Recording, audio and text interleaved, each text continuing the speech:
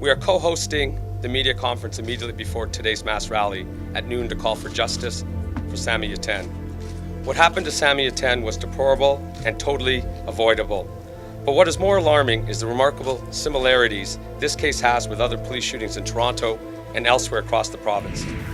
We organized a conference from which this report came about called Saving Lives, Alternatives to the Lethal Use of Force by Police. We hope that this press conference and the subsequent rally will be an opportunity to translate our energies towards meaningful solutions for the good of the community, the good of the city, and the betterment of policing in this diverse city. Sami Yatem's death was preventable. All our loved ones' deaths are preventable. As been said before, there's been many, many reports that have come out about change and how many coroner's inquests we have to go through and how many recommendations do we have to have come out of these coroner's inquests for the police to listen. The police system had failed us again. And, I look back at all the inquests that happened before O'Brien's death, O'Brien's inquest that I spent many days in, and all the recommendations that came out of that inquest.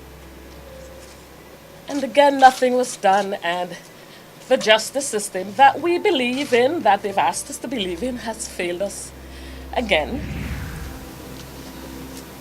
I don't think that such a violent killing of somebody one loves can ever be got over.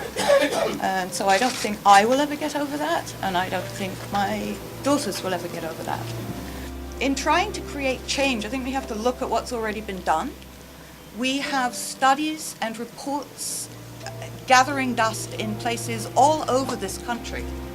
We've paid probably millions of tax dollars to have those things done. All the recommendations that need to be put in place to safeguard the life of Canadian citizens are sitting in print for anybody who's interested to implement those things. One thing that can be done about that is if people write a letter to the Ministry of the Attorney General asking him to institute the recommendations in the Ontario Ombudsman's reports, and also to stop the Ministry of the Attorney General from directing the SIU director not to publish his reports and make them public. These are real people who get killed, They're not just abstract. They have mothers and people who love them. And some of us work with them for years and get to love them in absentia. We've had a lot of investigations. We've had a huge number of recommendations. The recommendations don't get followed on the street. And now we all saw in Sami Yatem's case by video what they do. A number of officers standing around with guns yelling at him. None of them tries to make any approach to him. Why doesn't it happen? Because the police are not policed.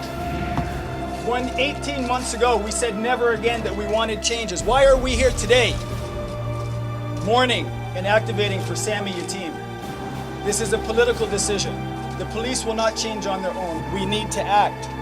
We do need to write letters. We do need to stand up, and today we do need to march. We want justice. We want justice. We want justice.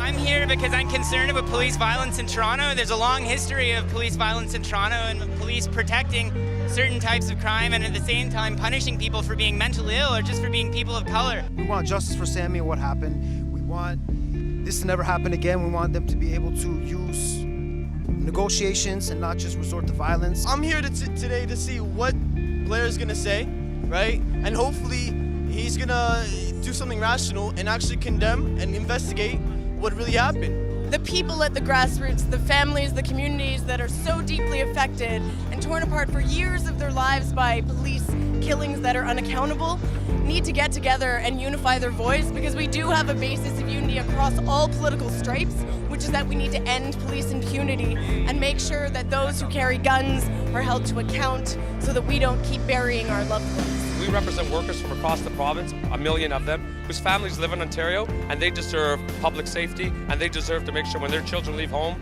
in the daytime, they come home safely at night. And I think we got our clear message across that there has to be accountability, that the Attorney General must be involved, and that we can't just have another report, we can't just have another inquest, that in fact these recommendations need to be implemented, and not just in Toronto, it has to be across the province.